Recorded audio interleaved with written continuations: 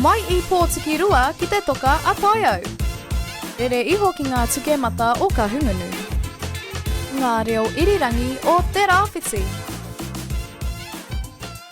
When you're out fishing, you need a big net, but when you're needing a big dose of infotainment, then you only need Kapu Tairawhiti. Your weekly catch brought to you by Turanga FM, Radio Ngāti Pro and Radio Kahungunu. Now, speaking of nets, Te Kupenga Hauora, based in Ahuriri, is a trust that began delivering services to the people of Kahungunu back in 1994. And Mats, you were a part of the special occasion celebrating Te Kupenga Hauora Nera. Ai, nō ku te whakamānau. I had the privilege of hosting the 30-year celebration in Ahuriri, and Radio Kahungunu's Rāhina Huata also popped along to capture some highlights from the evening. That story's coming up, but first, here's the news.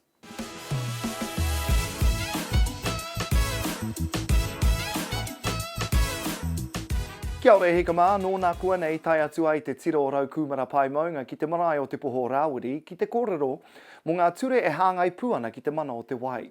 Hioi ko ngā mātāpono o taua rōpū te aronga nui, me te whakamahi hoki I awa mātāpono hei oranga mo te wai ki tuātu o a pōpō, me te ora hoki o ngā puna wai ki rau kumara. Ki tūranga nui a kiwa nei, hei te ahia I ka tū te whiringa toa mo te whakataitai neti pōro o tūranga nei, ara, ka kakari atu a Claydon's Waikohu ki a Tūranga FM YMP. E whakapaiti ana ka eke pia YMP ki te taumata I te mea, mo te katoa o tēnei tau, ka rea noa a YMP kia hinga. Hioi, ka ngana tonu a Waikohu ki te pīti o te rā ki te hau kerekere I a rātou. Waikahua waikatohu, hei te kotahi karaka timata ai te whiringa toa nei. Hei whakakapi ake ki Kahungunu I nei, hei te ata tonu nei ka tū te hui mā tinitini ki te marae o Waipatu. He hui tēnei e kia nei ko Māori activism in 2024 and beyond. Ko ngā kaupapa pēnei, ara, e ahana te karauna kia tātou te iwi Māori, he ha ona hua, he ha pia tāhau nā takoha ki te kaupapa, me te huhua anō, ka wānanga hia wera kaupapa. Me he pātai a koutou whakapātu kia tamatāne tō moana, ki tānejames@gmail.com, kia tāwhana Chadwick rānei, anei tana imera. A kāti koera ngā pūrongorongo o te wā.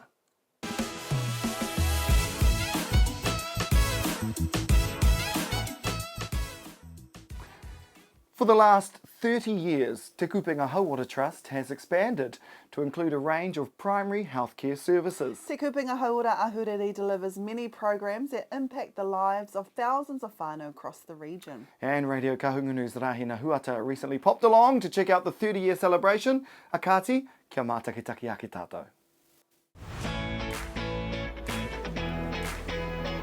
My name's Nathan. I've been lucky enough to be at Te Kupenga Hauora Ahuriri for 2.5 years now. My day-to-day role is to look after Te Kupenga Hauora Ahuriri, so I'm our Chief Executive. So we're here today at the 30th celebration. Can you tell me about this, please? Yeah. So Te Kupenga Hauora Ahuriri, I guess really it was built on the back of some very strong wakine. So it started off with one contract in health, but what they realised is actually poor health, it's the result of many things. So we've grown over our 30 years. What I'm really proud of is the fact that we have just over 65 staff now, and we help out 10,000 whānau a year, in Ahuriri mostly. So yeah, really proud that we're making a difference in the lives of those whānau and those tamariki that we engage with. Tell me about the last 30 years. How's that been? It's been a journey. I mean, we've had our good times, we've had our not so good times, but everybody has just been so passionate and committed to providing services in a kaupapa Māori way to those that need it. What does it mean for you to be here today, 30 years on? Just amazing, absolutely amazing. All the nanas that I've seen tonight who have been part of this journey, and a special part, just means so much to my heart. And I think, you know, the staff that are here are amazing.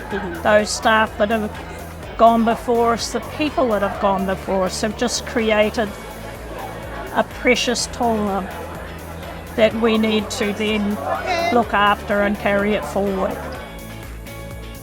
What advice do you have to give to the future generation who are needed for this mahi?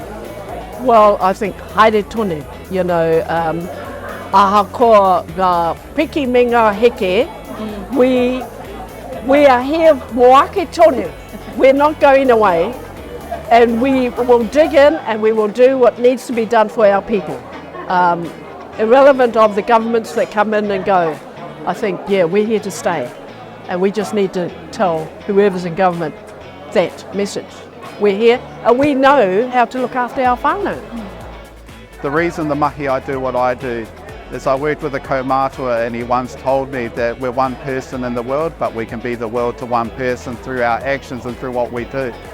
So I guess what my aspirations are for Te Kupenga is that our tamariki and our whānau, they have the lives that they deserve, where they don't have to worry about adult issues like where they're going to sleep or where they're going to get their next kai from, So for me, what my dream and what my vision is that our tamariki live the lives of tamariki and that our whānau are doing well and that our whānau have mana motuhake. They have that power to decide what their life course is. Big aspirations, but that's what keeps me going and that's what gets me out of bed in the morning.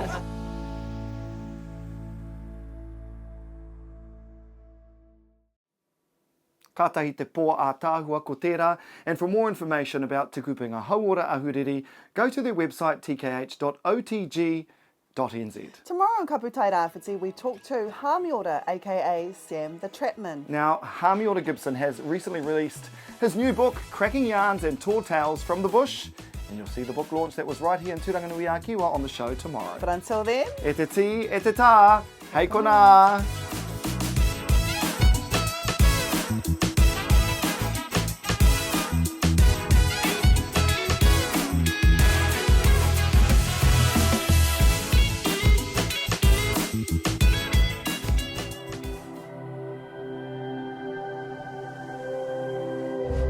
Ko te reo